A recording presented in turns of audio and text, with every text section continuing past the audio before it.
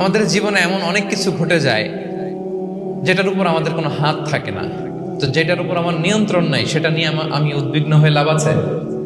কথা বলেন, উদ্বিগ্ন হয়ে লাভ আছে? জীবন আপনাকে অনেক কিছু দিবে, আবার কেড়ে নিবে। আল্লাহ এভাবেই পৃথিবীটাকে সাজিয়েছে। ইয়াউমুন লাকা ওয়া ইয়াউমুন আলাইকা, একদিন আপনার ভালো যাবে, আরেকদিন খারাপ যাবে।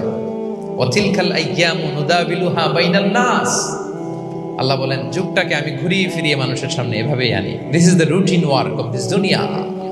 দুনিয়ার রুটিন ওয়ার্ক এইটা। আজকে ভালো, কালকেও যে ভালো যাবে এমনটা নয়, কালকে খারাপ যাবে।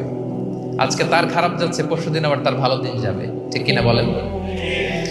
অন্য এক সূরায় আল্লাহ তাআলা বলেছেন ফাইন্না মাআল উসরি ইউসরা, নিশ্চয়ই কষ্টের সাথে আছে স্বস্তি।